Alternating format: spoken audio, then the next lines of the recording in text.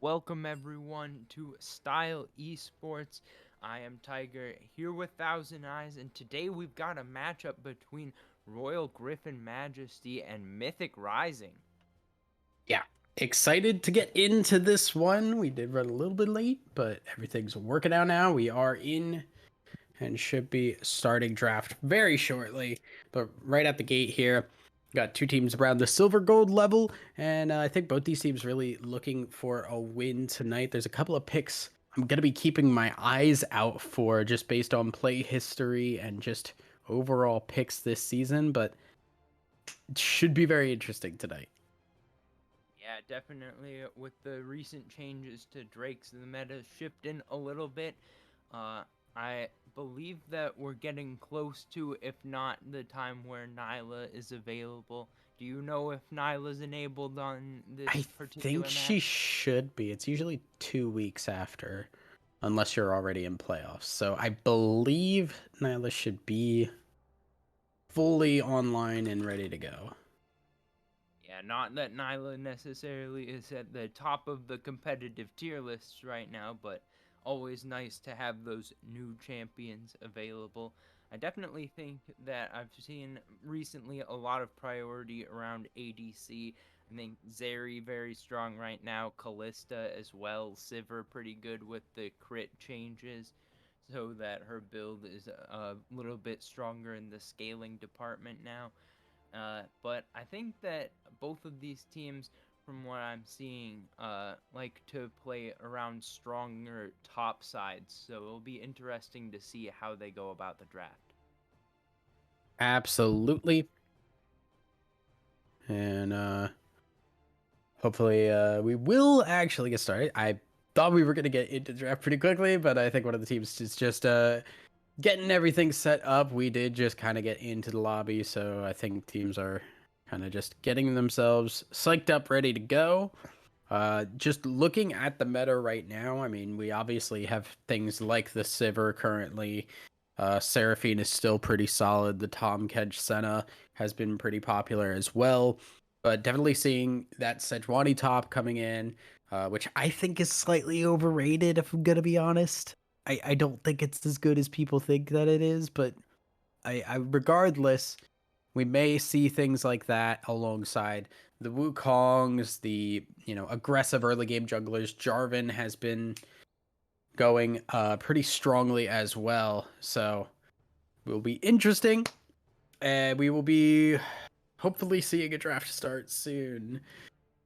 Yeah, definitely like that we got some Jarvan buffs coming in. One of the staples of competitive metas around the world.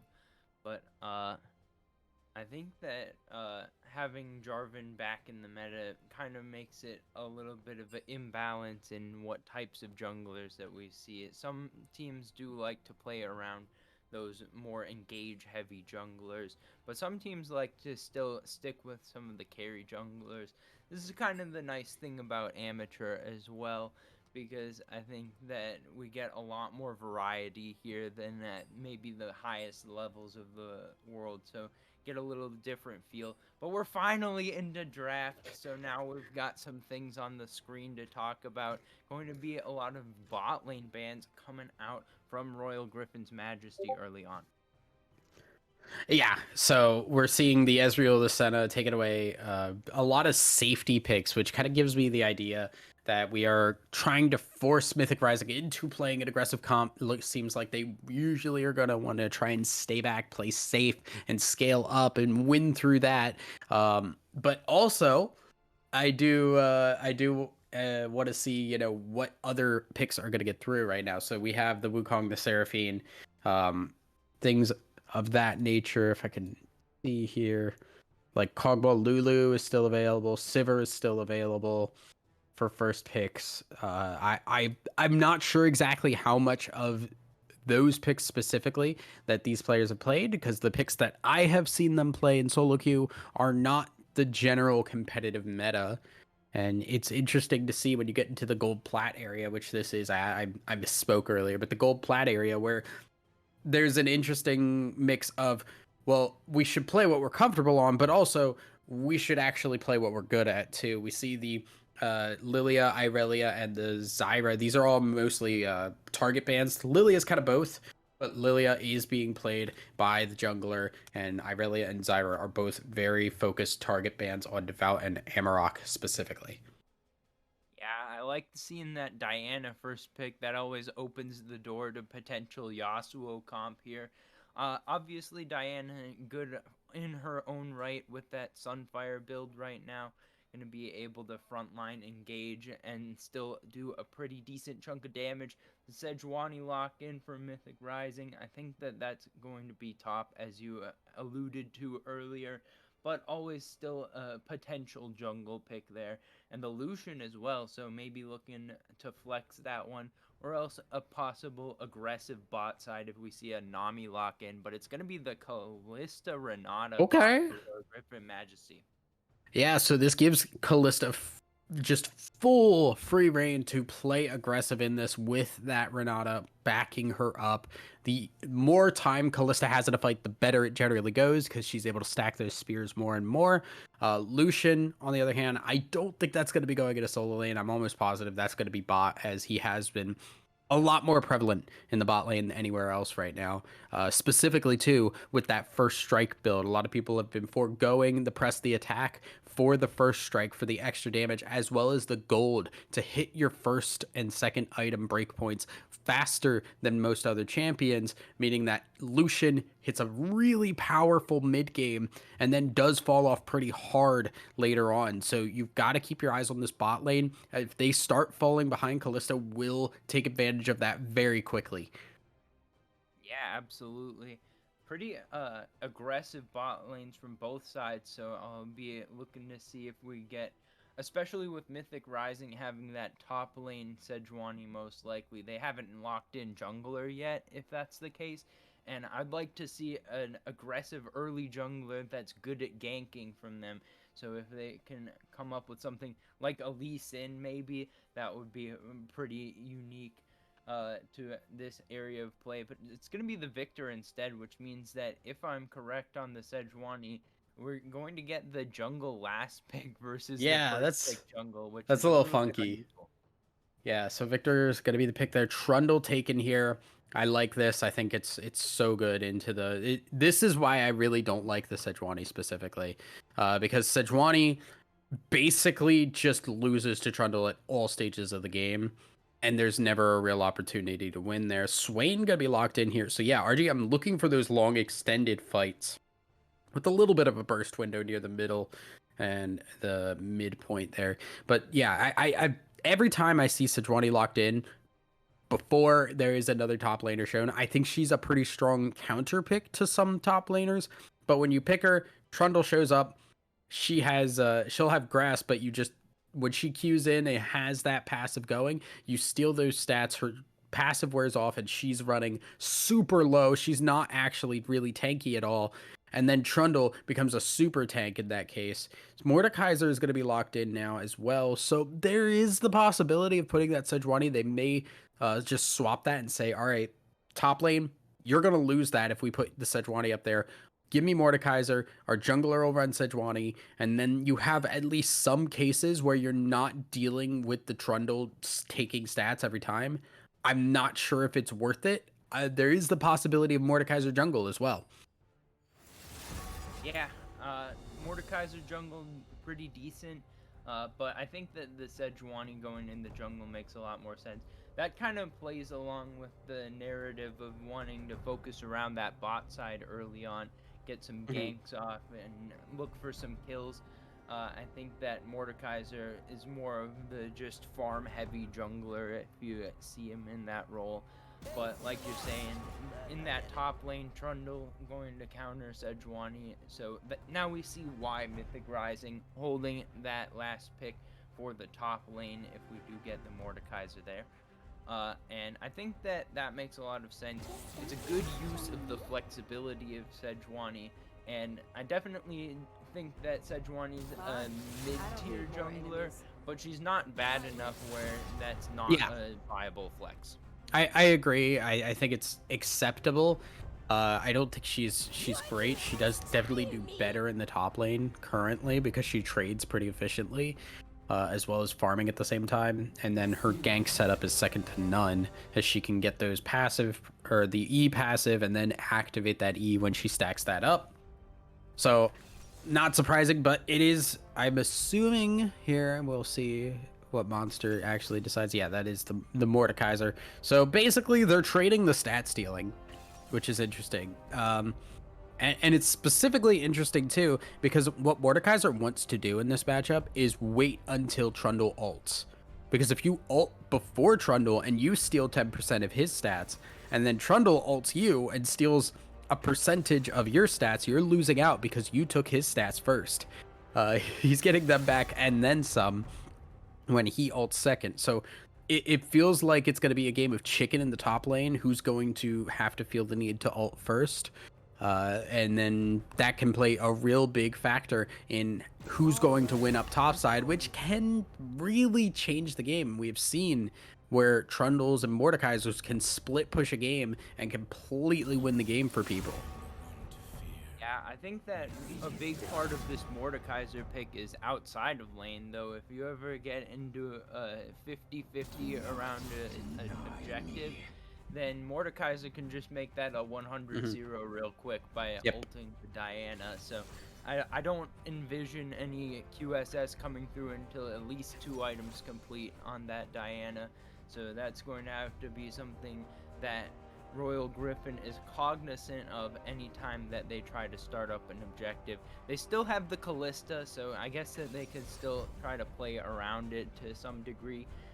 But I think that they're going to be in a position where they'll be much weaker if Monster can find a really good target to ult.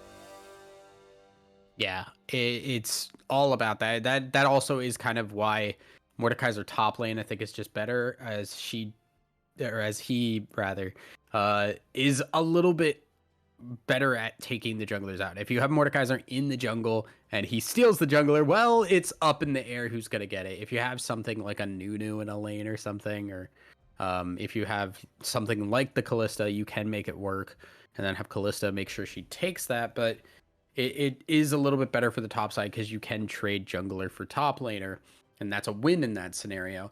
The other thing I'm going to be watching too a little bit is Swain is not going to have a fun time in this mid lane versus Victor. Victor's generally fairly weak early on, but the big thing that he's going to have over Swain is the wave control. And Swain can't really move up and farm as easily as Victor just beaming the wave down consistently. And that's going to give a lot of free time for Victor to scale that Swain is going to have to catch up with as until we get into the skirmish phase where Swain will be able to hit those E's, grab the soul rips, and also hit the W's as well. If that goes the other way, if Bogus doesn't play safe enough and Amarok hits some good grabs and gets some help from the Diana, that could change. But if this lane just goes toe to toe and there is no big actionable things happening from the junglers, that's probably going to end up being just a Victor winning that lane, and Swain's going to have to catch up in the mid game. You already answered my last question before I asked it, so I guess we'll go on into the break. On the other side, we'll have game number 1 of Royal Griffin versus Mythic Rising.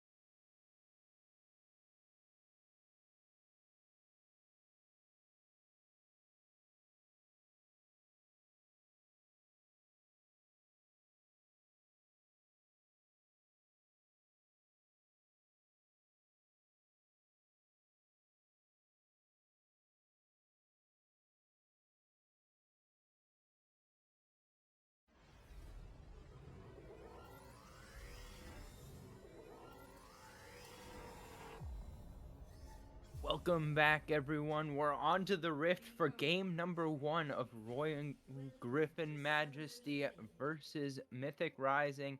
Royal Griffin Majesty on the blue side, Mythic Rising on the red side, and we're already getting a little bit of some brush cheese. I think Amarok spotted it out, but we'll see if it turns into anything. No. That forward Devout gonna get hooked back as well. That's gonna be first blood going down. Monster picking that one up. Yeah, Devout didn't flash the flash and then did just get hooked in and died immediately. Nautilus engage really good. And I mean, I do think it's good, though, that Devout did not burn the flash afterwards. There's a lot of times you see people kind of panic flash near a death, and it doesn't really accomplish much, and it ends up being wasted. So smart on Devout to hold out on that. But yeah, definitely needed to flash as soon as the Nautilus did flash in. Yeah, but even if that happens, it's a pretty positive play for Mythic Rising because they got the Hex Flash on the Nautilus, so that's going to be a big playmaking tool in the lanes. Now, we talked a little bit in between about the different Lucian possibilities. It's going to be the press the attack Lucian this game, so maybe going to be looking for a little bit more sustained DPS in the build. Yeah, I was kind of expecting the first strike. Did not end up seeing that. Most likely going to be Kraken, I think, with the PTA. I think first strike with Gale Force, really good because you get the burst damage from first strike, and then you get the execute damage from the Gale Force afterwards. So there's a lot of opportunities there. Monster started E. Oh, for the invade. Got it. Okay. I was like, wait, why did Mordekaiser go E level 1? We're seeing a little bit of punishment here from Shark.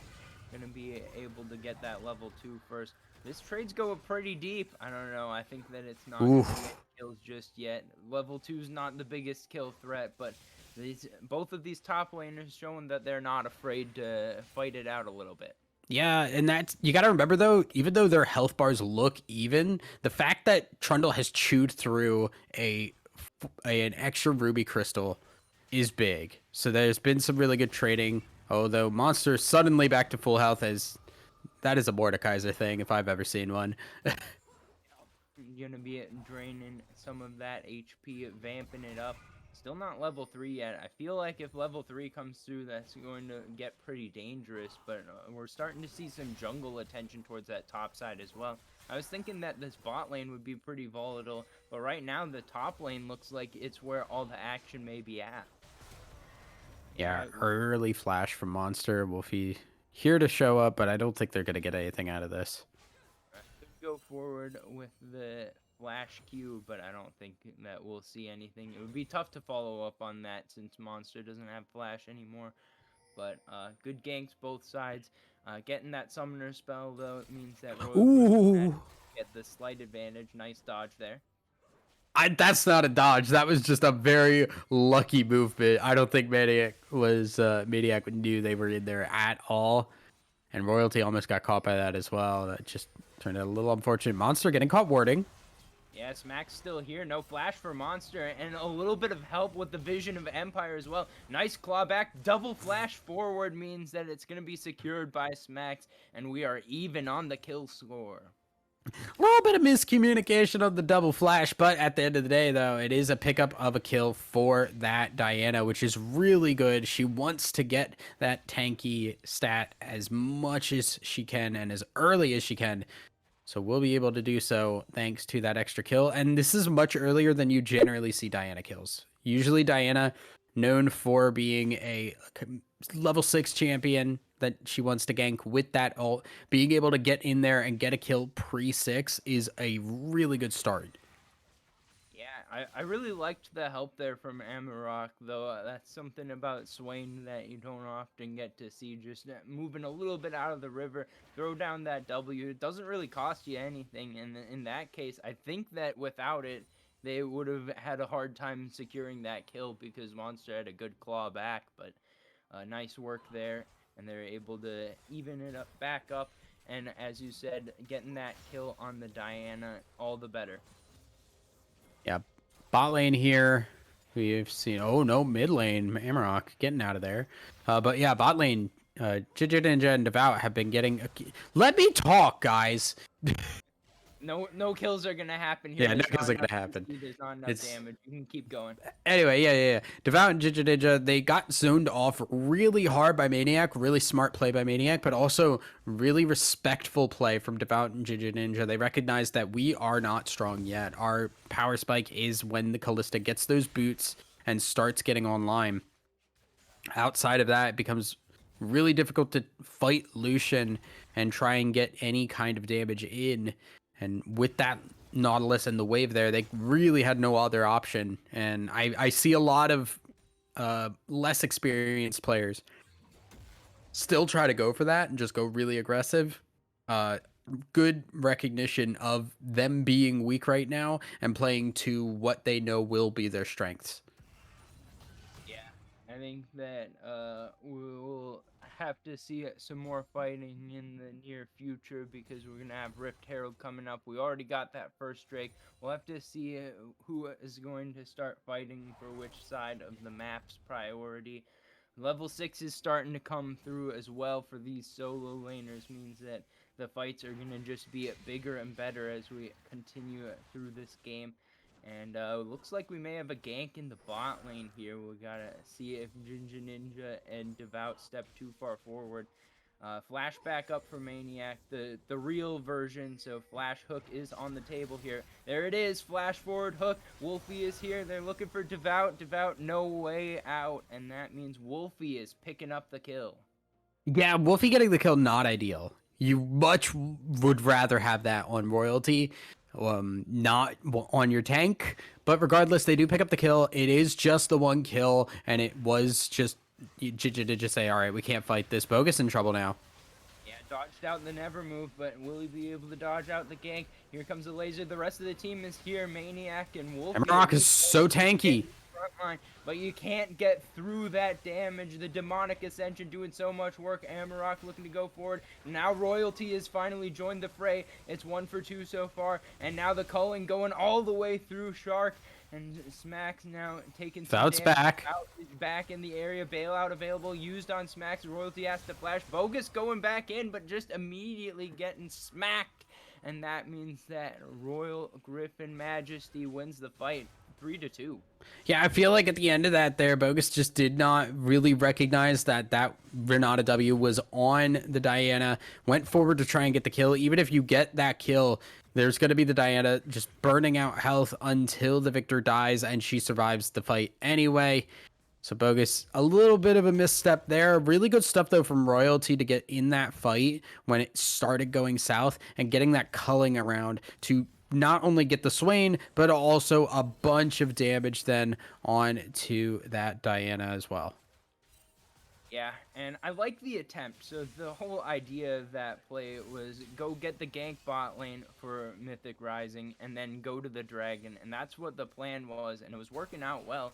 But a nice collapse on the mid lane by 3 members of Royal Griffin made it so that they couldn't just stick to that dragon. And maybe the right call is to stick to the dragon after all and just try to burn it down in hindsight. But at the end of the day, it's hard not to try to save your teammates. There was Level definitely 6 opportunity there, and now we're getting a return to the scene of the crime. Maniac getting shredded up already. No flash available. Smacks going on a killing spree. And that Diana's just too powerful.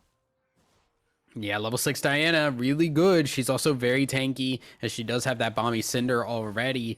She's going to be very beefy in these fights, and her base damage is enough to make that work. Amarok gonna get a little bit more poke down as the dragon will be taking first dragon going over to RGM.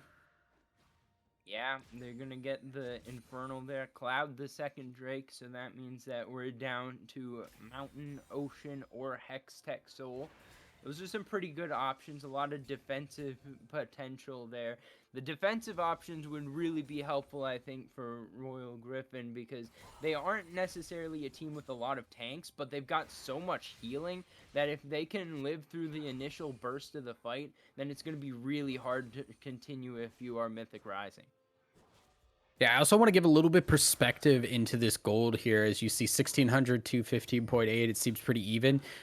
1,000 gold lead for this Diana, though. So all of this money, like the only person winning is Diana, and now we're seeing Wolfie showing up to maybe get bot even more ahead. Yeah, bot lane plays starting to come out. Maniac not level 6 yet, but still can hook in. Now looking for the hostile takeover. Some damage coming out. Bailout trying to save the day. Maniac picks up the first kill, and Royalty smacks down the second. That's 2 kills going over to Mythic Rising. Monster now getting ganked in the top lane. Gonna try to put down some damage on the way out. Moonfall not gonna connect. Flash out, but Monster's still gonna fall. Shark picking that one up. 2 for 1 across the map, and Mythic Rising favored. Yeah, all of the ganks are working out for both junglers right now. We take a look back at that bot side, and that was really unfortunate. Devout only hitting one person with that Renata ult and did not have the ignite for the fight. It came off cooldown just as Devout had died. If that had been up, that might have been a kill going to either one of Renata or Kalista, and that may have given enough time for Kalista to get the bailout and survive. So a very close fight at the end of the day. Ninja, I think, has to be frustrated, but also being able to see a little bit of a light at the end of this tunnel. The Kallista's starting to get some damage, starting to become a threat. We do see the Gale Force actually picked up on the Lucian, so going still for that Gale Force at the end of the day for that extra finishing damage on somebody like that Swain, like the Kalista, who's going to have the healing, and making sure that those champions do go down when they get low. Well, Maniac flashing forward for the hook, gonna try to set up a big play here. Nice. Where'd the ult go? To get double CC, not going to be able to complete the play, and I guess that's a great question. I have no idea where the ult I think Maniac's also confused where the ult went. Can we chrono break? Guys, chrono break? Sure. We cannot chrono break. I knew that for a fact. All right, well, we got another play. Royalty all inning, and there's the Gale Force usage. Culling not going to connect all the way. Now we've got a lane gank top as well. Wolfie trying to make something happen here. I'm not sure about this one. Overextend here. Walking right up to that bush. Not going to be able to connect all of the lashes. Yeah, I'm not sure about this. Going to just be able to disengage. Smacks here as well. Could turn into a 2v2. Moonfall going to connect onto both. Nice big shield for Monster, but it's getting shredded right through. Flash forward to Chomp, and that's Shark going on a killing spree, 1 for each in the top lane, as it's going to be at Royal Griffin. Now under the tower, Royalty going for the dive. Maniac gonna take one more tower shot, and it's traded back in the bot lane. 3 for 1 cross map. Yeah, Royalty still comes out ahead in that bot lane, but yeah, Mythic coming out very behind on that top side though, as they try to gank the Trundle, as I apparently can no longer speak. They try to gank the Trundle, does not work out, and they just back out. I don't think they had the damage considering how close Trundle was to his tower, as well as having that ultimate. There's not really a world in which you actually survive that. Remember, Trundle is the Sejuani counter. She gets very tanky, and Trundle loves stealing their stats. So I don't think there was a world in which that gank ever really works. And then you're obviously putting yourself at risk for what did happen. Smacks being there, following up with the Moonfall, and getting 2 kills up on that top side. Now it's not just the Diana that's ahead. It is also that Trundle. Yeah, and I think that the Rift Herald got a charge onto that tier 2 tower. Yeah. So that's all 5 plates in the top lane. Plus damage on the tier 2, that's a lot of value. We can see that the overall gold lead up to about 2,000. Right now, for Mythic Rising, they're just looking at Royalty 4-0-3. That's where most of their gold leads that they have for the side are. Ooh. And now Smack's just going to invade and start stealing away from jungle camps. That's a bit BM. But there's definitely the power to back it up. Wolfie gonna have to flash over the wall. Flash fall and Moonfall coming down. No way out of this one. Smacks is unstoppable on the Diana. Now Maniac has to find a way buddy, out. back up. Follow-up CC available. So I think that Maniac should be able to walk this one out. Well, that's another kill. And another dragon most likely here going over to Royal Griffin Majesty. I'm always a little sketch when I see the Dianas use the second dash there and not have the reset for it, but it does work out. And that is a second dragon then going over to RGM. Now Maniac in trouble.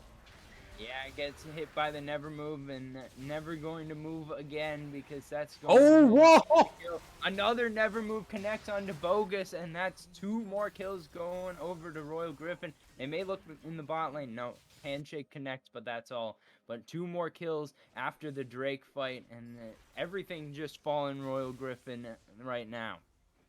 Oh my goodness gracious, yeah. And this is such good play.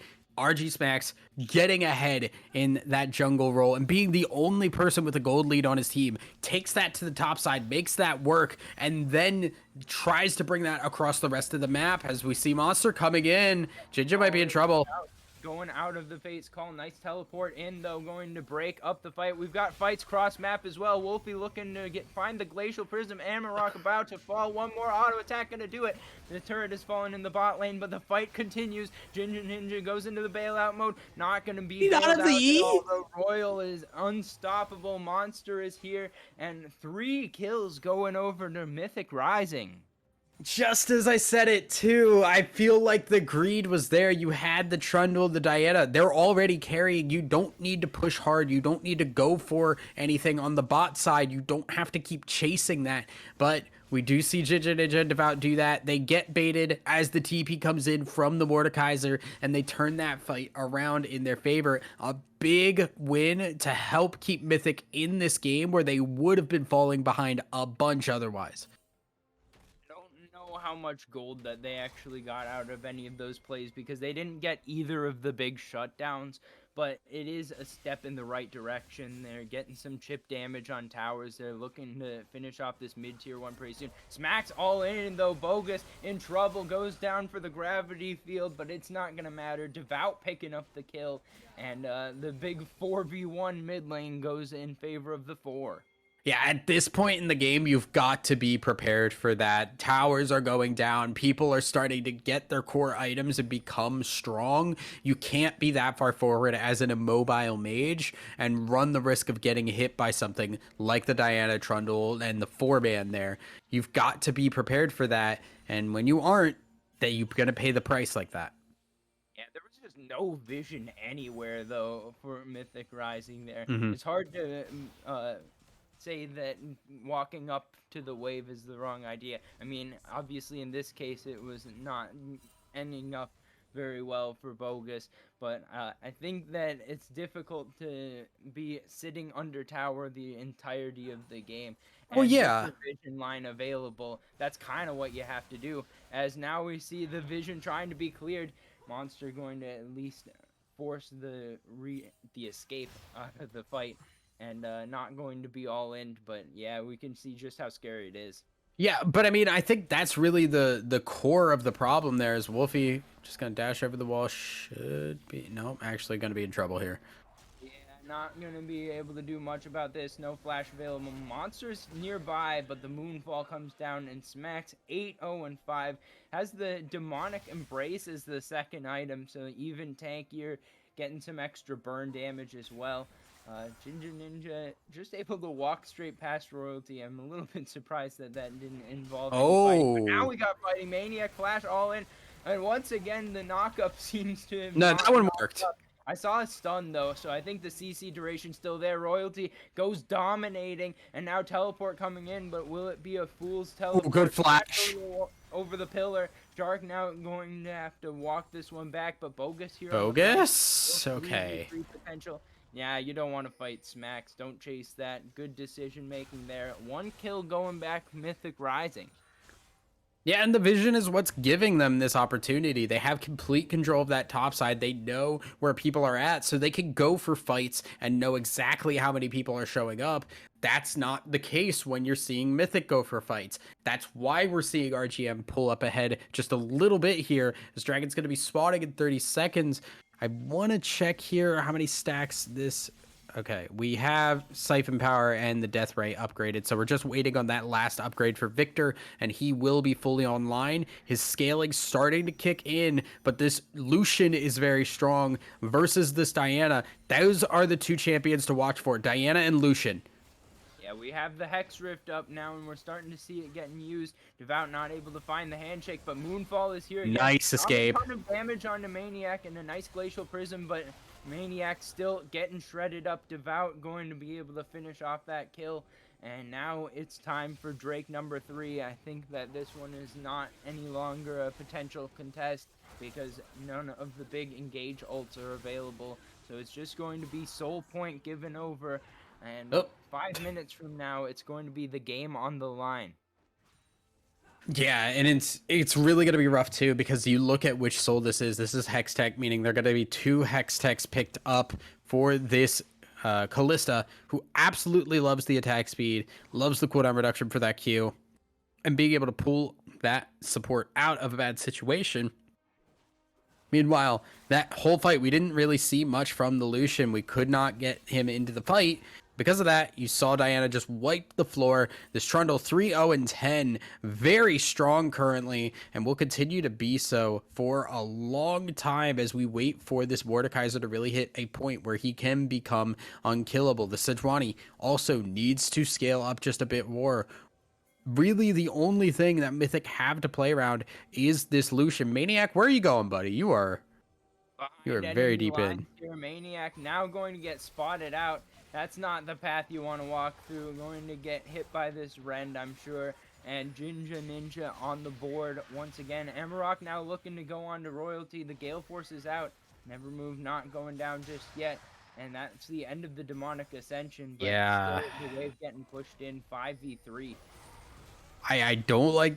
Okay, yeah, back away from this. I'm not a fan of that Swain ult usage. You want to use that in the middle of a fight, not to try and pick people off. It's not powerful unless you're fighting multiple people. That's a pretty big chunk from Bogus coming out onto Devout. Now Wolfie is soaking up some spears. Monster, Smacks. 1v1 in the Shadow Realm with Smacks. This is a fight on the outside. Big ulti. Diana, but it's a nice use of the hostile takeover. Still going to be turned around, though. Royalty is doing some work. Shutdown's going over both sides. Royalty finding a double kill. Now looking for more damage. Wolfie walking forward, and Mythic Rising have found their fight. They're looking to continue it just a little bit further. Flashes forced out from both the ADC and mid laner of Royal Griffin Majesty, and it's 3 for 1, and both shutdowns going over to Mythic Rising. Yeah, it started off great there, but you saw the Renata. It did hit multiple people, but it did not bring them into the Moonfall, so the damage was only spent on a few people rather than most of the team. When we've seen this Diana succeed, it has been because of the fact that she... Wolfie? Okay. This is still sketch. Yeah. Could Vision of Empire come in? No. Yeah. It's gonna be all right. Amarok? He has no mana. Maniac looking to go all that's... in. Royalty finding the kill. And we give him that one. You know? Amarok noopsie and Monster mid noopsie. That's all. We take that. But yeah, going back to that fight, we had the Renata ult over, and the Moonfall hit, but only on 2 people. When we've seen this one, Diana is succeed, it's been when she's in those skirmishes, hitting both of the 2 people in the fight with that Moonfall, and that burst of damage takes it from there. From that point on, though, we had the Victor set up perfectly. The AoE damage that Victor can put out is absurd, and we had a ultimate from the Victor as well as the Death Ray hit multiple people, bringing them low, and Royalty absolutely will be able to finish people off from that point. Yeah, that's the nice thing about the Gale Force build. Now on 3.5 items, getting close to that LDR as well. So much damage available from Royalty.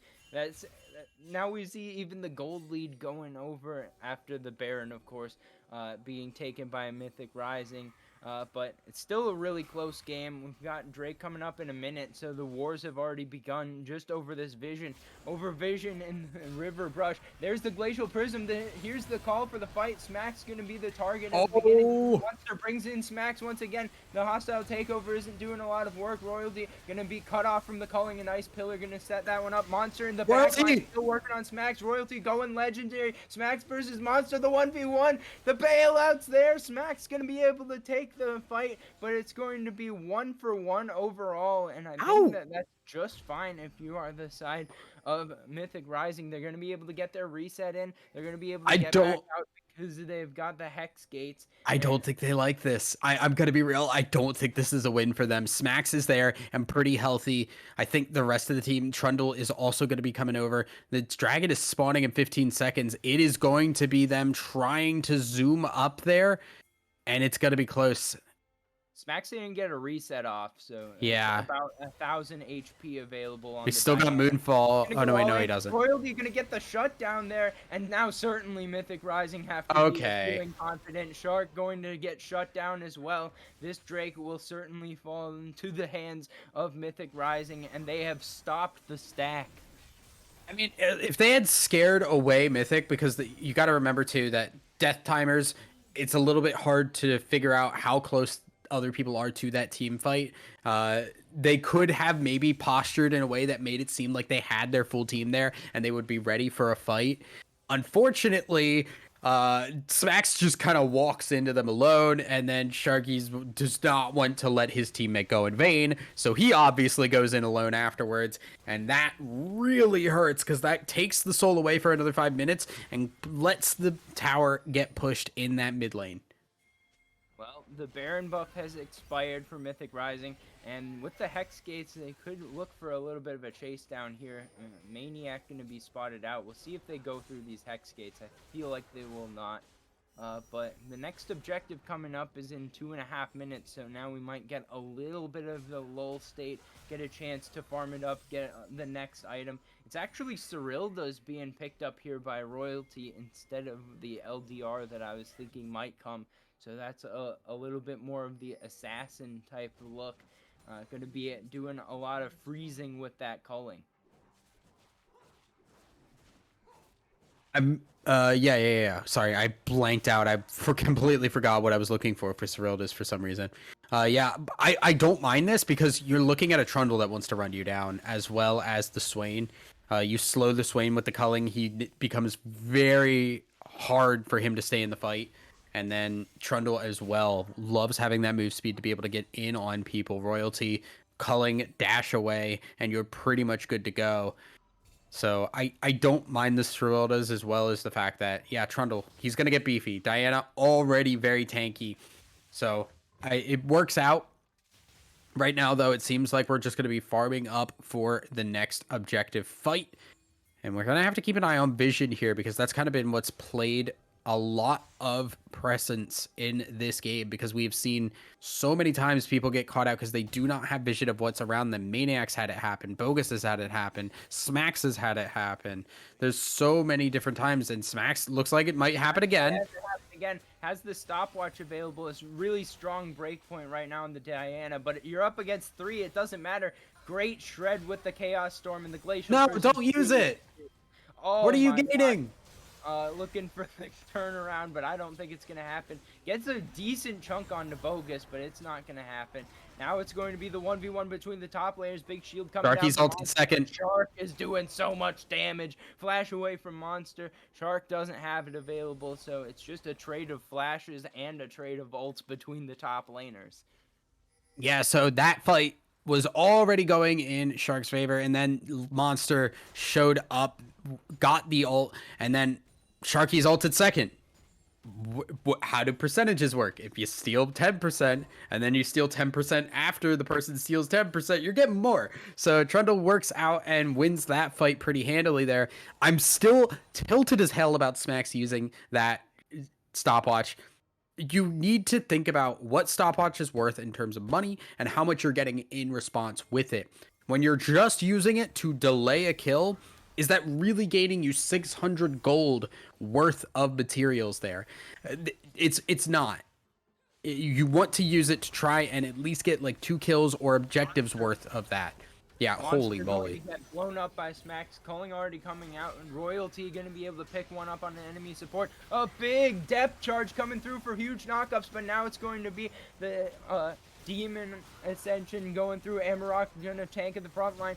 And Royalty still doing work, still full health. Now it's gonna be a battle of the AD carries, but Royalty's 3 level higher. It doesn't matter if you have an immortal shield bow. It's a pentakill for Royalty. Oh my goodness, that fight was down to the wire there, and at the end, the exhaust came through. I just wanted to see Chichidijin use the rend. I don't know if it was on cooldown. I did not get the opportunity to check, but it seemed like there was enough spears in there to at least try and go for something and see if those spears would be enough to kill. If you're gonna die anyway, you want to use it, and that's twice now, at least this game, that I have seen Jinja Ninja go down without even using those Ren stacks. You know, it obviously wouldn't have meant much this time around, but in the previous fight that I saw it would have meant a bit for the rest of the team to try and get kills.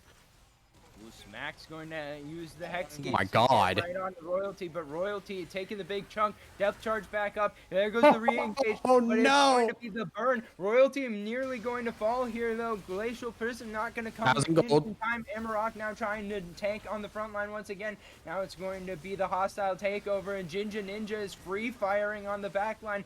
It's a triple kill coming out for Amarok, and the fight has turned, and now with Soul on the table, we might see this game swing back towards Royal Griffin once again. We're not swinging it. We're playing catch, and both these teams are throwing the game back and forth to each other right now. Monster also doing a little bit of the same, but he will get that first tower down on the inhibitor and go for a little bit of damage on it. Not going to get anything, as, you know, Shark's just going to beat the crap out of him. But yeah, that was just greed. Once again, we saw it happen for RGM. We have now seen it happen with Mythic as they just go into the jungle after that fight. No reset, no actual gold spent to gain that lead for another fight, and they just go too hard. Yes, Smax died in the process, but then you lost Royalty, who is your entire team. The Lucian has 19 of the 25 kills. You cannot play the game unless you have Lucian with you at this point. Lucian is going to be here for this fight, but this Baron's getting absolutely shredded. Royal Griffin looking to take it down, but Royalty is here. Going to be calling through the back line. Now Amarok going to try to take up Royalty. Royalty might be in red range. A double stun comes down with the gravity well, but the front line getting beat. Just get out. Just leave. Going to be able to take one. Smack now looking to go for it on the focus. Royalty is out of range, but everyone is out of the game. Monster going to be back on the map off after the respawn. The Baron going. Did Baron get taken? Baron got taken by Mythic. I said that. I yelled it. I was just yelling about the fight. All I was here for is the fight. And Smax is getting taken down in the Shadow Realm. It's a trade 1-for-1, but now it's 3v1 on the map. Royalty must death timers. For 14 more seconds. Maniac going to be back on the map. I think that they will be able to hold the Nexus towers, but this game is going back and forth like a swing set. I mean, okay, so first off, you go in, you get Devout immediately, which is a good start to the fight. Then we see the Lucian, you know, back up a little bit, go back to that Victor. The rest of the team goes in while everybody's focusing on the fight. Wolfie walks in, just yoinks the Baron away and makes sure that they get that kill and they have a nice lead. And it was great. Okay, yeah, you're going to lose Monster and you're going to lose Wolfie. Whatever. Back away. Bogus walked back up because he saw his tanks dying and said, oh crap, I need to help my teammates. Don't stop doing that. They're dead. They're going to stay dead, and nothing you do is going to change that. And now because of that, that is why they lost that inhibitor tower afterwards, despite having the Baron. They had no wave clear, and they had no way to push people off of those objectives. Lucian will never be able to clear waves. Smack's looking to go in on the back line, but doesn't catch Royalty. Now has to go into the Zonias. Here comes the hostile takeover, going to be able to take out Maniac, and that means it's a 5v4 on the map. Will there be another fight here coming up? There's no objective. There's no reason to fight, but we might see a fight anyways. Shark going to try to go for it. Bogus redemption coming down. Wolfie with a nice Arctic assault forward calling coming out. Oh my god. Decent damage. Jinja Ninja going to go into the bailout, but not going to be able to get it. Monster gets the shutdown. Royalty still doing work. Going to be just about able to take out Amarok. Shark now onto Royalty. Royalty gets a one shutdown, but finally gets taken out by Shark. Shark. It's 3v2 remaining. Wolfie has to find a way out. A nice gravity well from Bogus is going to save the day. Bogus has had so many gravity wells save the day. Unsung hero so far, but needs to find a little bit more heroics here, because here comes the Moonfall into 2 members. A nice zone use from Bogus. Wolfie turning it around. Sharky going to get stunned up. Gonna be burning. Here comes the depth charge. Devout going to get taken out, but the bailout at least able to keep Sharky alive for the moment. Wolfie gonna have to turn around. Maniac gonna be able to pick up that kill. Devout gets out alive, and it's chaos on the Rift.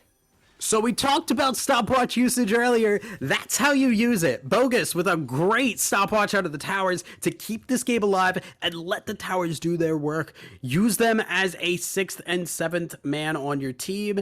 Great stuff from Bogus to hold this game alive, and a little bit over aggressive there from Smax, who dives in once again. It feels like Smax is playing this like it is the full damage Diana. That's not what you're getting here. It is not full damage. It is tank. You have 2 beefier items that Diana usually likes to go, and I don't know if Smax has as much familiarity with playing Diana in that style. Yeah, definitely looking to skirmish a lot with the auto attack capability that you get from Nashor's Tooth, but you can't go in and just blow people up immediately. None of these items are the really high AP variety. Even the Zonia's has some of those defensive stats in compensation. You're not getting all that damage. Now Vision being set up, we've got Elder Drake and Baron coming up shortly. Smack's looking to go in onto Wolfie. Not a lot of damage in the area, but Royalty is approaching. Gotta be a little bit careful here. Monster not in the area, but does have teleport, so it's going to just be a back and forth of Vision trading. Nice to have that Scuttle Crab if you're Royal Griffin, so they're going to at least be able to keep some vision on the map in that river. But the top lane being pushed in here is pretty meaningful. If this becomes an extended fight, this could be just a backdoor end from Monster, so you got to be cognizant of that if you are Royal Griffin. Yeah, they send Shark back. You send Shark back here, you protect that inhibitor. Shark is going to win the 1v1 with Monster almost every time, I believe. As we do have that Anathemas. I'm curious actually who that's on. I'm assuming it's Lucian. It is. Maniac, where are you going, buddy? Yeah, getting bursted, and that's going to mean that it's a much more difficult fight to take if you are Mythic Rising. 4v3 on the map.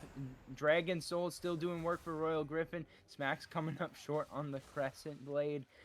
Monster going to look for the flank here, so maybe they try to go in when it's 4v4. There's still a little bit of distance to be traveled for Shark, but does have that teleport available, so can join the fight pretty quickly. And now we have a reversal of the roles. Monster looking to go in. Teleport going to be started up here. But Max is still pretty healthy. Fate's Call going on towards the back line. Amarok doing so much work. Amarok looking to find the way on. Resurrecting coming through for Royalty, but they'll blow him up immediately on re-entry. Monster is the last man standing in this river, but not for Rotten. And Mythic Rising have become the Fallen, and we have 2 members left alive for them, but they will be up against Elder and Soul on 3 members of Royal Griffin. Yeah, a really good engage, a really good Renata ult, which gave the opportunity for Amarok to follow up, flash in there, get that damage down onto the Lucian, take him down. And once he went into the GA, everybody could just crowd around and make his life hell as he got back up. These are 2 tanks. I don't think they're going to do anything. RGM are going to win game 1. Munched. Yeah, Royal Griffin Majesty coming out. We had a lot of throws going on in this one, but at the end of the day, the team who struck first struck last, and Royal Griffin Majesty take the 1-0 lead. Yeah, a very messy game all around, but ultimately I liked some of the things that I saw. Both teams kind of had some bright spots, some very weak spots. I don't know where this series is going to go from here, because holy moly. One thing I do want to see though is this entire game for Mythic was predicated on the fact that Royalty had so many kills. If that Lucian was not as fed as he was, he would never be able to actually do the things that he was doing, and his team would have just gotten rolled. look at the other side, that wealth was spread. The Trundle got ahead, the Diana got ahead, the Callista eventually caught back up and got back into this game. But I think the biggest thing was Smacks got ahead, spread that wealth to the team, got Shark ahead. Then you had Shark and Smacks show up in the bot lane, in the mid lane for 4-man ganks, and you got your rest of your team ahead. We did not see the same from Royalty.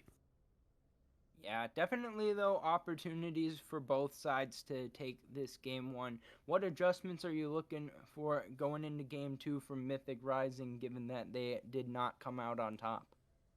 I mean, I think the biggest thing is I want to see a little bit more priority on getting other people ahead rather than just Royalty. The Lucian in the late game not going to be able to carry solo versus this team because he has to get close enough for Smacks to dive in, for Sharks to get that Trundle pillar down, for Callista to be in range, Swain to be in range. It's so difficult for this Lucian to be able to carry late game that I think at a certain point, what you need to do is use Lucian as a vehicle to get Victor ahead, get Mordekaiser ahead, so that either one of those champs can either A, win new team fights, or B, split push in respective order of Victor and Mordekaiser. All right. Well, we had a very entertaining game number one for you. We'll see if game number two can stack up. We're going to take a short break, and then on the other side, we'll have the draft for game number two between Royal Griffin, Majesty, and Mythic Rising.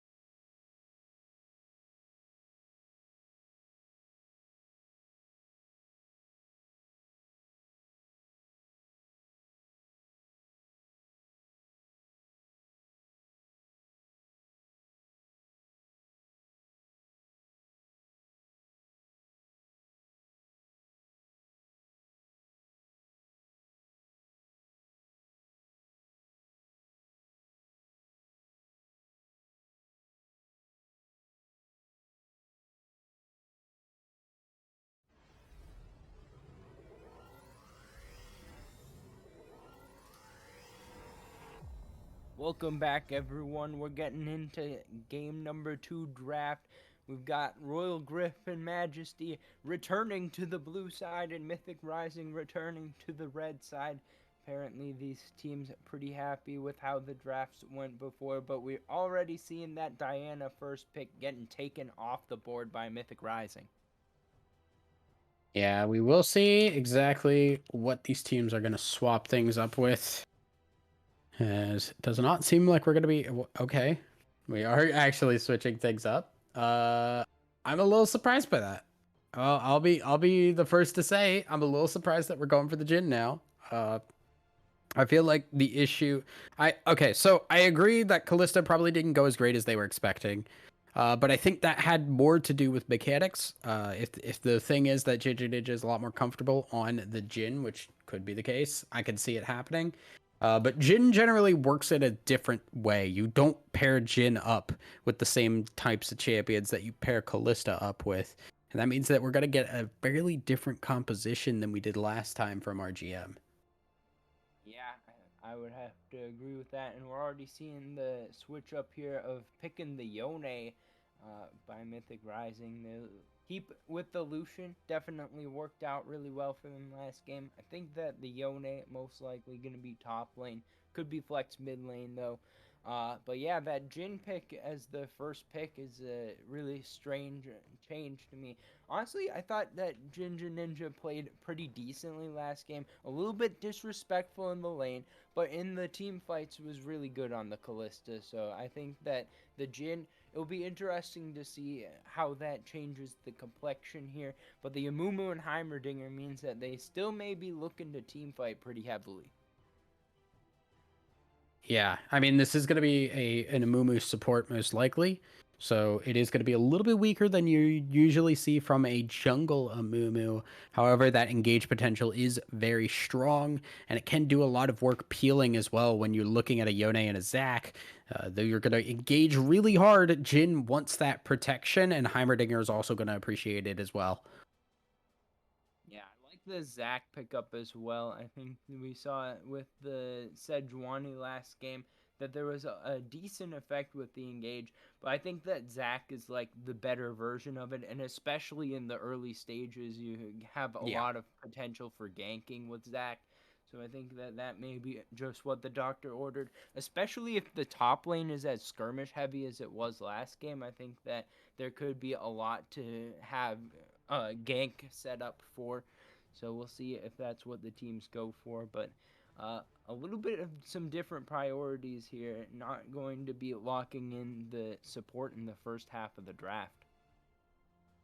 Yeah, I don't mind that. I think the Yone pickup, because if you're looking at possible bans, I can imagine our GM would want to ban the Yone out, and you want to get that Lucian. You want to make sure that gets out before they ban it. I'm a little surprised our GM didn't ban it this time, but did not want to do so. Zac, I think, also is just really important to get up. There's a lot of tank supports you can pick up to go alongside the Lucian, and that's really not a problem at all. The biggest thing is you do want to keep that top lane flex pick available there. And we'll see what our GM are going to pick for their top lane here, or if they're going to put that Heimer in the top lane, which don't think is likely. I wouldn't put it in the top lane blind at least. Oh. So the Morgana, Morgana and a Mumu, both jungle support type champs. Bard, if Bard locked in, then I That think does. that it's Morgana top. No, No, I that think. makes Okay, yeah, set makes a lot more sense here. That would have been really funky. I guess it's gonna be a Mumu jungle. Because I think Morgana can jungle. Okay, so I think the Amumu Morgana can flip wherever, whichever.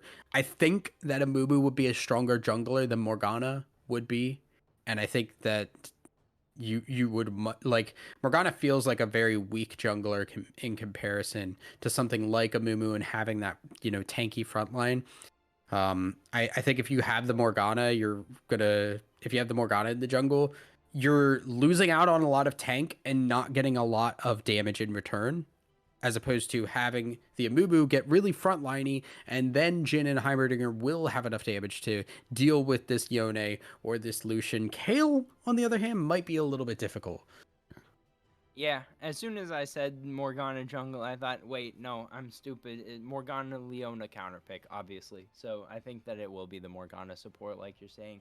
But the Kayle being locked in here means that the scaling Mythic Rising can have even more in spades than last game. We talked about how they got the power of the Victor. Could be also Kayle mid or Kayle top. I think that the Kayle just follows the set. It's kind of a situation where the solo lanes could be taken either direction by either side. So we'll have to see where they want to place those. I'm expecting the set top, Kayle top, but I feel like Kayle is more matchup dependent than lane dependent. So and with the Zac, you have cover. If you're getting all in on repeat, you can just get the gank support. Even Leona able to roam potentially. Don't think that we saw a lot of roams last game from Maniac on the Nautilus, but still potential that you always have to keep in mind. I guess why would you roam when you have fed Lucian and you're just trying to go for more kills? But we'll see if the fed Lucian happens again for Mythic Rising this game. All right, so just put out a dissertation, my dude. Was I going on for like 4 minutes there or something? A little bit, yeah. It was a little bit long. But I'm interested to see. I'm interested to see here what we're gonna get from this Jhin Heimerdinger. We don't see a lot of Heimerdinger, especially competitively, because he just kind of is very weak early on. And Yone, I gotta remember. So, the turrets have bonus damage reduction on AoE abilities. I'm not sure how much that is going to affect Yone Q because it's technically AoE, but it's also got like on hit damage as well. So there, I'm curious how that's going to work out for Heimerdinger turrets. We'll have to kind of see as it's going to be in the mid lane versus that Yone. But I'm very much expecting that RGM are going to come to a team fight and be absolutely ready to go. Mythic, their early game power is in that Lucian. They want to then trade that Lucian early power into gold for Yone and Kayle. Lucian is the early driver of this composition, turning into Kayle and Yone being unkillable powerhouses later on. RGM are just looking for that level 6 and onwards team fight power spike. Yeah, what do you think of Smacks changing from being on that big damage carry with the Diana straight onto the big tank Amumu? I mean, I guess they played kind of similar styles. Yeah, no, it's just go in and hit buttons. I don't think the playstyle is really changing that much. It's your role maybe a little bit, but it's still, you are the engage for your team. And that's not going to change here in this composition. The biggest thing is Amarok does not want to be in the middle of a fight, actually wants to be kiting around and out of a fight for this game. And that's, I think, the biggest thing, that we don't want Smacks to go in so deep. I think you got to remember, Heimerdinger is a champion that is built upon the fact that he can set up for a fight, not actually chasing people down. The more a fight changes positions and the more you try and chase people down, the less effective Heimerdinger generally is. And Jin's not dissimilar, because he wants to sit down and use that curtain call in a spot where he is safe and he can actually hit people from a distance. If you push the fight away once again, Jhin doesn't have as much power. You look at the other side though, Mythic are cool with that. They want to dive, they want to kite, they want to be constantly moving this fight, and they have the tools to do so in the Yone, Lucian, Zac, even the move speed that Kayle's going to be able to get. There's opportunities to shift this fight around in ways that I'm not sure RGM have an answer for. Well, what I'm hearing is that Amarok needs to get to the objectives first and lay down some turrets so that they can kind of set up a siege. And if they get Baron buff, it's going to be really hard to push them off of it. But on the other side, if anything gets out of hand with the Kayle, with the Lucian, with the Yone, then it can be some really tough times for Royal Griffin. Any final thoughts before we get into game number 2? Yeah, I mean, I'm keeping my eyes, like we said last game, royalty was the entire team, and that gold did not go elsewhere. That is specifically why I brought that up a little bit earlier. I want to see the Lucian get ahead and then use that to get gold in the pockets of Bogus and Monster so that their late games can actually come to fruition.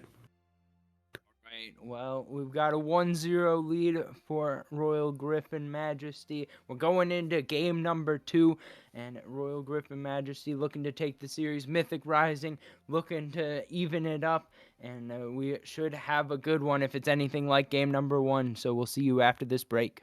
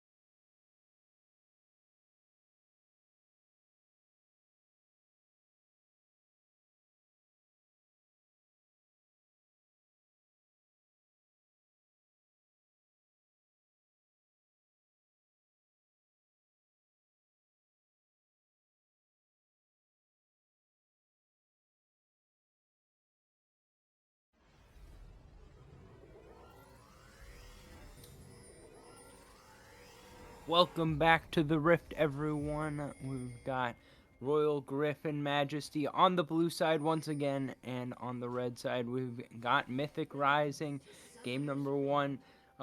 Pretty back and forth affair, and I feel like that could definitely be the case here again in game number 2. There's a lot of catch on both teams, so there's a great potential for throwing. It's not how you should phrase it. But yeah, I mean, look, there's a lot of win cons for both these teams here. The Hybridigger can get really unkillable and kite heavy. The Jhin can just pop people. The Kale is obviously a big win con, but Royalty getting a fed again is also a possibility. There's so many different ways that this game can go, and I'll be interested to see how these teams really want to play this out, because I know how I would like both these teams to play things out, but obviously there's a difference between wanting to play it out some way and actually getting it to play out in a specific way. Yeah, I like that Royalty took Cleanse here. I think that that's Yes. going to offer a lot of utility in getting out of some of these root combinations, some of the long-range multi-stuns from the Heimerdinger.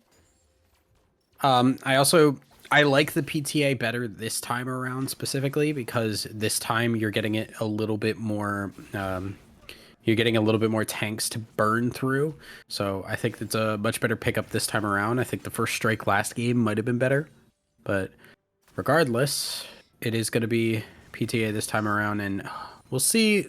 Really strong level 2 spike can come through here, but Royalty and Maniac getting pushed back a little bit. Yeah, I think that anytime you're up against a Morgana Jhin, you got to play it a little bit carefully. Going to be taking a little bit of poke here early on. I think that once the level 2s hit, that's where you got threat for all in. And top lane threat for all in as well. Monster going to have to flash away. Shark going to flash follow, though. Going to get the first blood top lane. Yeah, Set falling down there, unable to fall to the tower. And that's kind of a weak point there. Kind of the thing that you don't like picking Kale into. Set will beat the crap out of you pre-6. And now Shark level 3 to the level 1 of Monster right now. Not using the TP to get back into lane, which I think is kind of a bad call. I think with where the wave is at, you absolutely would want to TP back into that. There might be a cannon in there. I'm not 100% sure. If so, maybe a defensible position, but still not going to be feeling great to get killed this early on in the game. Smack's looking for a little bit of a lane gank here in the bot lane. Not going to be able to make it pan out, though. I appreciate not overstaying that. Yeah, I mean, once they figured out that the ward was there, I think it was pretty clear staying there not going to do a whole lot. So does back away and will continue on forwards. Bogus right now actually doing okay. Heimerdinger, the annoyance has not been enough yet. Engage. Nice flash to escape from Maniac. A little bit of a trade of flashes. Smack's coming in there. But the Hex Flash once again on the board here for Maniac. So going to be able to look for some more utility out of that. Yeah, at the end of the day, though, I think trading Jungler Flash for a support Flash is generally pretty good.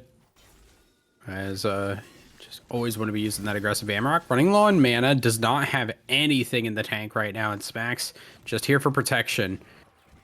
Yeah, I think that the bandage toss is enough CC. Oh my god, Bogus took so much damage. Yeah. I think that... Oh, was he just standing in the wave, or was he getting shot by turrets? He was getting... Well, I think it was both. I think he was in the wave and in turrets. It was not a good time. If you walk up to Heimerdinger turrets, they will autofocus you. It's really rough. Yeah, fortunate that no upgrade available to extend the range of the phosphorus... No. Phosphorus bomb's Corki. What the one that stuns. Great knowledge of names here by me, but yeah, I think that gonna be a little bit more quiet. The grenade. I was like, what are you said phosphorus bomb, and I'm like, why are we talking about Corki? No, I was trying to remember the stun. I have the spectate client open so I can know that it's CH2 Electron Storm Grenade. Yeah, why do you not know these? Are you a fake play-by-play? Yeah, I'm a fake fan. So Max has to be so upset about these wards. Holy moly. That is the second time in about like 2 or 3 minutes that he has walked down here to lane gank and they have found a ward to clear in that exact bush. Yeah, pretty good job warding that, and good job by Wolfie as well, punishing. We can see up 3 camps on the Zac. Not a champ that I traditionally think of as storming through the jungle, but doing well in this early game. And Bogus still waiting to get some of these items here.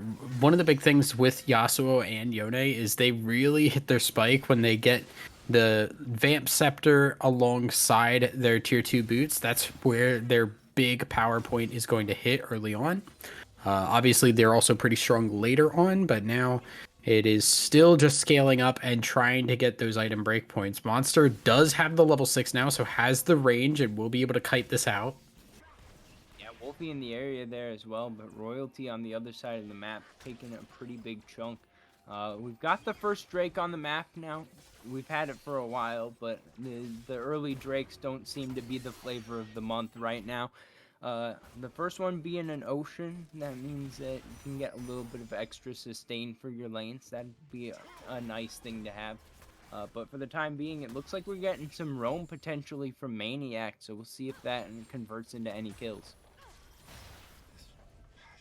Yeah, it does not seem like it will. Maniac looking to go back towards that bot side as Royalty has had a rough time of it alone. We also have not really seen much yet from this Zac. This is usually right now where Zac does want to try and hit those ganks. He has that level 3 E, which gives him so much time and distance on it. So The flank, Maniac looking to go in, gonna be able to find that Shield of Daybreak. oh Sun's my coming through, but god. it's traded back. Bogus not able to return to the Shadow, and now Oh. the passive popped already on the Zac. Maniac, how are you gonna defend? Double kill for Smacks, and right now Royal Griffin on to a pretty good start here to game number 2. Yeah, guys, Heimerdinger is the Alawi of the mid lane. You don't gank it. Like, it's never a good idea. You're going to get so much damage. He puts down the ulted turret as well as all of his 3 turrets, and he hits that stun, which is easy when they're just running directly at you. Oh, Royalty. The binding landed onto a minion there, but Smacks is in the area. We're getting 2 fights once again. Bogus gonna try to chase down Amarok, gonna get stunned up by the Electron Storm Grenade. And I think that we're getting disengages all around, but Shark trying to follow it up. Gonna get punished pretty heavily on the back end here. We're gonna be able to walk it out thanks to that W. Yeah, this is where this lane in the top side gets a little harder for the set, as the range is not something Set has a lot of answers to. He could soak up a lot of damage and then use the W, but that's really his big option other than ulting in and using that E. But yeah, I'm concerned now. If that was the answer that Mythic thought they had for that mid, that is a really kind of concerning one. Just flash curse to the sad mummy. Smack's gonna try to get onto Royalty. I don't know how Royalty's gonna get out of this one, and it's a double kill in the bot lane. Ginger Ninja picking up that one. So I think that's a pretty good spot to be in. 5-0 now across the map for Royal Griffin. Everything coming up Royal Griffin now, as the best they have going for them really is this top side, who's already owned one to a solo kill. That is not what you want to hear. And with that lead, Jin Heimerdinger, they're going to be very threatening going into the big game. Their late game might be a little bit different there, as we do see the Kale and the Yone and such get online. But right now, Jin Heimer, they are going to pop anybody that tries to run at them, and that's really what this team wants to do for Mythic. Yeah, absolutely. They've got the pick machine set up well. They've got the first Drake. They can start stacking those a little bit slow to that first Drake, so it's not going to be a super early potential soul. Now looking for the stuns, root setup. Maniac going to have to flash away from the soul shackles, and that means that the escape is here. I've just noticed that on the scoreboard on the right side for Mythic Rising, it's just a vertical line. And now we may get that interrupted because Smack's going for the all-in here in the bot lane. Going to be able to land that bandage toss, but going to get traded back. The tower shot connects. Nice from Amarok. Now it's the tower shots trying to turn this play around. Down. Will he get out? No, he's going to fall. And it's a trade 1-for-1 in both mid and bot. I don't care what you say. That was one of the best Heimerdinger plays I've ever seen. Holy moly. What a good Zonia's to get out of that. Shark's now going in. Monster taking damage. Collect City, and that's going to be another solo kill in the top lane. I see that we're setting up for that Blade of the Ruin King, so Shark may be looking to get some split push action on this set. Yeah, okay, so this is a little bit lackadaisical, as we do see the death in that bot side gank. You did not want a Mumu to die there, and at this point, trading kills 1-for-1 is not going to work out in your favor. But at the end of the day, though, it is still a win, as you do get Shark at that top side, taking down the Kale, keeping his lead strong, which he has to do. Kale ever gets a good grip of that lane, it is over. Bogus looking for the all-in here. Amarok going to be able to survive from the E recast and be able to set up some more towers, but Bogus looking pretty strong right now. Yeah, has a couple of items, has not gotten that Vamp Scepter, but has gotten the Noon Quiver and the Tier 2 boots. Remember, that's the break point. So that is why we are seeing the aggression from Bogus, because he knows that he has that damage as long as he can actually get onto that Heimer. Nice extra knowledge from Smacks there, going to be able to catch out. Yeah, they know. And now the re-engage is going to be good. He missed the bandage. Goes wide. Amarok has already fallen. Curse of the Sad Mummy going to be able to trade back at least one. And now bot lane is looking like trouble. Devout going to be able to force out the flash from Royalty. Can't find the binding, but more summoner spells going down. Yeah, that was so good by Smacks until it wasn't. the sweeper to catch the Zac, remember, you don't see when you are getting hit by the sweeper unless you have vision of that champ. So Zac did not know he was seen at all, even if he did use the sweeper, which obviously he didn't because of Rift Herald, but he would have no clue. And then Smacks, ready for the counter gank, goes in and misses the bandage toss, and that would have actually made it a 2-for-0 in their favor. And that is an unfortunate miss of a bandage toss. Great read, mediocre execution at best. At least got one trade kill, so it wasn't all bad, but could have been much better. I think that we can definitely agree. Wolfie looking to return to the scene of the crime once again, though. Definitely not afraid of all these turrets. Looking to find the elastic slingshot. I don't think this is the right timing, though. Nice cleanse there from Jinja. We're in the bot lane now. Devout getting a lot of damage tagged on. The pursuit coming out from Royalty, and now Ninja. Not much of anywhere to go. A shutdown given over 2-for-0 before Smacks can get there. And now looking for more plays is Mythic Rising. They're looking for the damage. Amarok about to fall. That's 3-for-0 across the map, and the Rift Herald charge is going to secure 3 plates. That is not what you want to see when you are going for some good leads in your game there. Smack's going to show up, take a lot of damage here, but we'll just keep this tower safe. Bogus, you can't dive this, buddy. Like, don't do this. Can just flash forward, Curse of the Sad Mummy, and that's going to kill for the tower. What are they watching? The disrespect that I'm seeing from both teams right now is immense. Obviously, we saw it with Ninja and Devout on the bot side, just pushed up really far. A lane where Lucian and Leona can chase you is a lane where they are going to be happy. And unless you have really good disengage tools, which are not there for Devout and Ninja, you're going to get run down no matter how many black shields or, Jin Ws you use. In the mid lane, though, Bogus going too far into that tower, just not respecting tower damage or how tanky this Amumu is. He's 5-1. You're not going to kill him under tower. as a 2-4 Yone. It's not happening. So that's just blatant disrespect of how strong Amumu really is right now, and thinking you could outplay. Well, with all of the back and forth disrespect, we've come to back to about even on the gold. Just a slight advantage towards Royal Griffin. They've also got the first Drake. Second one up is a Mountain. Now Bogus looking to go over the wall. Going to pick up a stun on the Devout. Wolfie going in. Maniac in the backline as well. Cullen coming out and looking to burn down Smack's going to be able to do so. But here comes Shark. Going to be able to go on a killing spree. And the turn is here. Going to be able to proc the Zac passive. Not going to be able to survive that one. And Royalty and Monster still in the area. Could be a little bit too far forward. Flash almost up for Shark. Ninja looking to go in. You're not going to be able to connect the binding, but Morgana does. Devout able to set up the kill, and that means that it is a 4-for-1 in favor of Royal Griffin, and they'll take the Drake. It was once again a dive into an area that Heimer had set up. If you're gonna go for a dive, it has to be a pick where Heimer is not ready for the fight. And we saw how much damage Heimer did in that fight. They went so deep in, and Heimer will win that every single time. So it's a little bit iffy. Bogus also just kind of immediately popping back from the soul form and back into his body, not using the ultimate as well to get back in.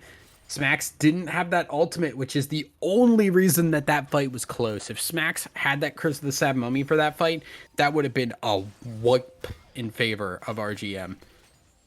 I think that I can feel confident in saying that it still was a pretty big whoop in favor of RGM. But there was a point where they were looking okay, but like they were seemingly going toe to toe in that fight for a little bit. But if that Curse of the Sad Mummy was there for Smacks, that would have been a wipe from beginning to finish. That's a valid point. I think that Shark did a pretty decent bit of work in that fight as well. 3-0-2 on the set, definitely in a pretty strong spot now. Going to be hard for anyone to duel 1v1. Monster still in that top lane, looking to get some damage down. Has been farming pretty well, I think. 132 in 17 minutes. Not like not like expert level, but as far as like a gold plat, I think that that's right about where you'd expect. Level 11 yes, starting to scale up. Yes, to a degree. I think with the context that the Kale had a really rough early lane, that's okay. I think without that context, it becomes a little bit iffier. I would like to see the set a little bit further ahead here, but that would be the little. It's fine. He has enough kills. Bogus split pushing nicely here as well. They do lose out on that Rift Herald on the top side. There is going to be a bunch of gold going into their pockets soon.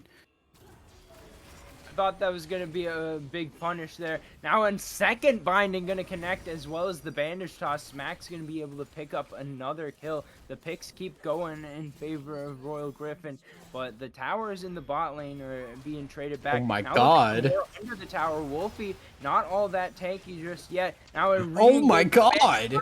Sad Mummy gonna force out the cleanse, but it's not gonna be enough. The fourth shot is there. Ninja with the double kill on Jin, and now with the Rift Herald, they can take the tier 1 mid, maybe even look for a second charge. Such a good 3-man fight there. The crowd control layered perfectly, hitting so many good bandage tosses from Smacks, and then the follow-up from Ninja Devout. Always there with the follow-up binds. Bogus going wide here. Going pretty deep, looking for some damage onto Devout, but Devout able to land the Dark Binding onto Maniac, and Maniac is chain CC'd all the way. 1-0 in the fight in favor of Royal Griffin Majesty. Yeah, it definitely feels like Mythic are just grasping at whatever they can here. Not really just paying attention to, hey, okay, we just lost people. We should just cut our losses and reset, but they're not wanting to do that. They keep wanting to try and take a fight, saying, no, okay, cool, they're a little bit lower. I can take this fight. I can 1v2. I can 1v3. That's not what's going to happen at this point. Everybody's pretty fed at this point. And you're not good. The only person who's not exceedingly fed is the Heimerdinger, and he was set up there, so he's strong enough to essentially be fed, and you don't want to dive him. What are your thoughts on the Leandry's first item on Morgana? I'm not the biggest fan, but I don't hate it. I think I'm always a fan of supports buying actual support items, if and when possible, unless you're like Zyra or Xerath or Vel'Koz or something. But Morgana is very supportive, despite her damage output. I think something like the Imperial Mandate can be solid, even a Shurelia's, because you do have the Black Shield as well as the Aerie for some extra shielding that can do some work for you. Mhm. I'm a fan So of Zhonya's rush on Morgana, I'm but also a fan of that. Yeah, on the Mythic side that I, you want to go for I'm less. much more a fan of that when you don't have as good of an engage. So if That is Amumu was not in the game, and also like if he was not tanky even, I would have liked the Zhonya's better. But when you have a Mumu who's like 6 kills in, you really don't need to have a Zhonya's. A Mumu's gonna do the job for you. Yeah, that's a fair point. I think that still has a decent bit of value, and I hope that it's like second or third item, but definitely not as important to rush that item if you're a big part of your team's primary engage. Smack's now looking for some trouble. Maniac could be caught again, has flash available. Smack's just looking to walk forward, and that's going to be enough to get Maniac's flash out. We've got the Cloud Drake on the map. Going to be a Cloud Soul this game. That would be pretty big for some of these big ulti champions like the set, like the Amumu. If Royal Griffin can rush it down again. Now looking to go on to Maniac. This time no flash available, no way out. Devout picks up the kill. Nice solar flare though. Ooh. Looking to turn around. Curse of the Sad Mummy gonna get some stuns. Bogus going onto the back line, gonna be able to pick up Devout. Shark gonna try to do some work though. Almost gonna finish the job with the suplex. Zach passive going to buy some time, but Shark gonna be able to trade 1-for-1. And across the board, it looks like a 3-for-2 in favor of Royal Griffin. And we may not be done yet though. Bogus in a pretty dangerous spot. I think that's going to have to be the call to disengage, and Royal Griffin will win the fight. Yeah, they get a really good engage. It's sad because that is probably one of the better engages Mythic had, but the problem was Maniac died immediately, so that fight essentially was a 4v5 once it actually got going, and not really enough damage left there without Maniac to amplify that as much to turn that around. Zach bought so much time, but Set was doing the same while also doing significantly more damage at this point in the game. So Zach just kind of not. Jin monster, be careful. Yeah, he will pop you. He will obliterate you with that 4th shot right now. Fortunately for Monster, no Kale Force available there, so not going to be jumped on so quickly, but I feel like, have we even seen a curtain call this game? Not to my knowledge, but it's also possible we just didn't see. No, we did see one. We did see one bot lane. Jin got a kill on the Leona when they dove too far and Amumu died. So we have seen them, but we've also not really needed them because Jin will do more damage in the fight, and he's not at risk going into the fight right now because his team is so far ahead that it's not a problem. Yeah, obviously, if you're at 8-1-4, what you're doing is working out pretty well. But I just thought it's strange that an ultless champion is doing so much of the work. I mean, if we look at the individual gold, most in the game is both of these ADCs. They're both at the same number, but definitely leading their teams as they are in position to be the big carries in these fights. We're at the part in the game where Smacks can walk by somebody, hit the blast cone, and then keep fighting. Yeah, Smacks feeling pretty solid right now as well. Baron on the map, looks like a little bit of pondering going on. All 5 members here for Royal Griffin. They've been spotted out by the blue orb, but now they're looking to burn it down anyways. They've got pretty good DPS with the Heimerdinger turrets, looking to smite it down, actually taken by Devout. Now Curse of the Sad Mummy going to connect onto 2, looking to finish off both kills, and Royalty is down. Now looking to turn it back around is Bogus, but now a 1v1 between the top laners, and Jinja Ninja cleaning up the fight. It's a 5-for-1 ace, and Royal Griffin have the Baron. Yeah, Mythic tried to just look for the steal there. I liked what I saw from Woofy hopping over. For those who aren't aware, Zach can hop from one side of the wall to the other without actually going in the pit. He flies over, gets vision of Baron, and has an opportunity to smite it in the process. But unfortunately, that did not work. It did mean, however, that there was an engage opportunity onto Royalty, who got blown the hell up. And then that fight just went all downhill from there. It is RGM to T this game. Yeah, I feel like there's a lot of similarities between this game and last game as far as where the fights are, why things are happening, but just this time a lot more of it are going in favor of Royal Griffin. It's a lot more one-sided than last time. And Mythic Rising, it's hard to blame them for trying the same things that kept them close in the last game, but they're going to have to figure something else out now that they're down 8,000 gold. Yeah, I think that's the biggest problem is they are still trying to scale up, and their team is focused on damage, right? Like there is Leona, who does crowd control but also amplifies damage. There is Zac, who does crowd control but is also pretty damage heavy for a tank. Then you have Kale, Yone, Lucian. These are champs that do nothing but provide extra damage there. 1v1 monster. No, he's dead. He's trading for the. So this is fine, actually. I don't mind that because he's trading not only for the tower gold, but the bounty objective gold as well.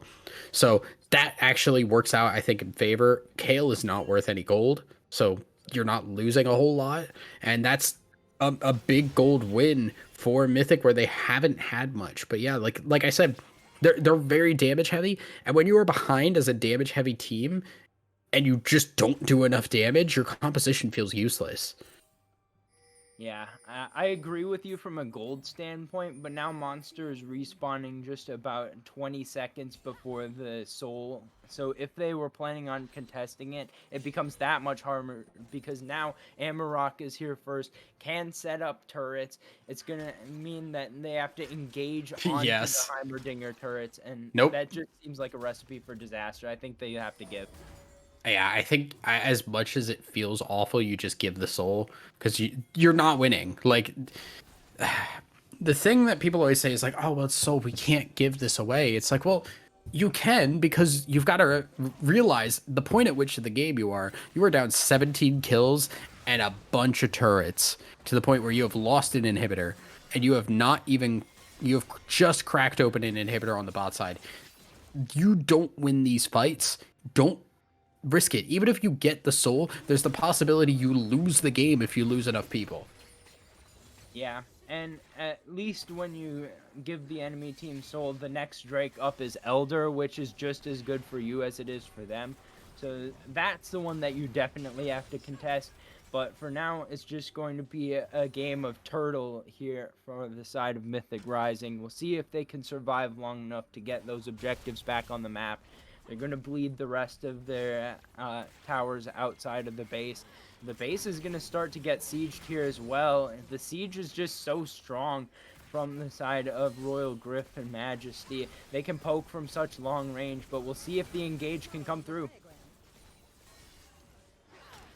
I don't think they want to engage, really. I think really all that Mythic is trying to do is just hold off as long as possible. If they can keep wave clearing, keep picking up the gold that is coming into their base, that is really the option here.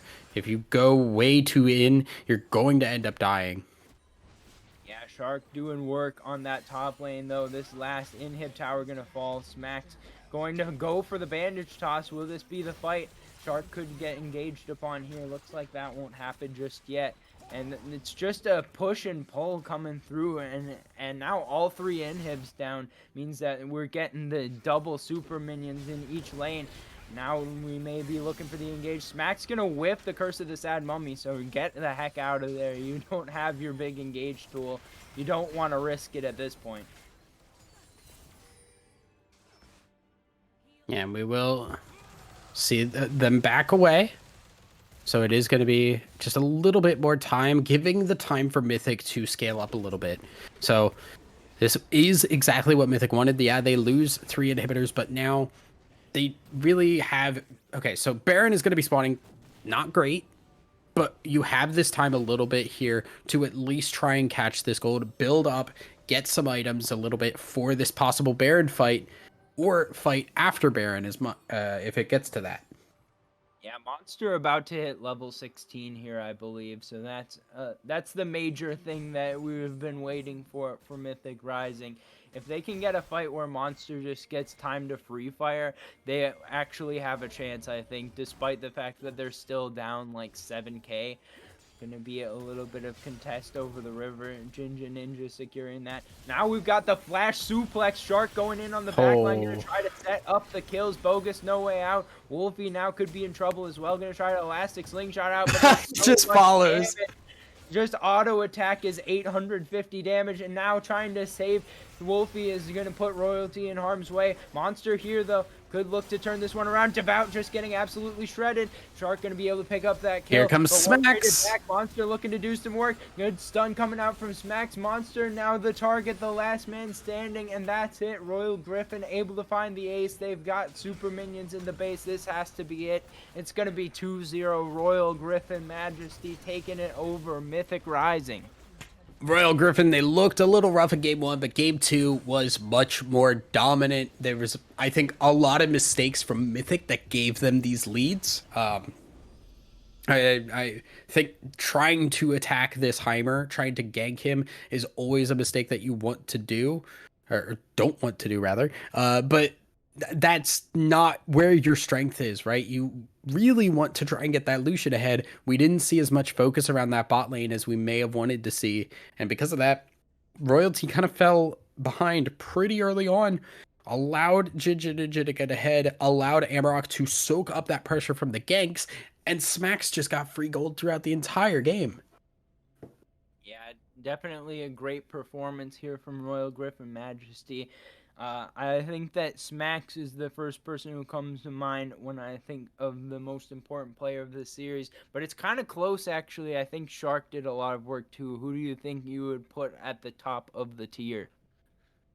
I think I gotta give Smacks the player of the series here, because I mean, game 1 it was the Diana getting ahead that then turned into the rest of that game win because it got the Trundle ahead, which then those two got the rest of the team ahead.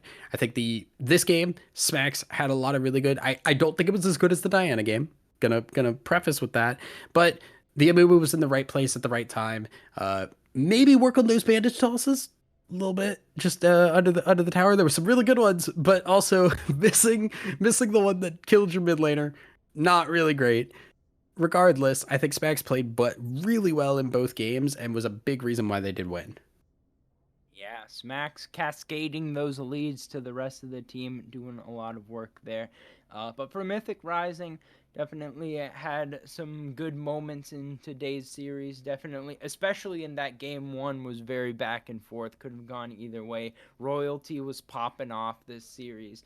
And I believe that they're getting streamed here again tomorrow. So maybe Mythic Rising fans look out for that.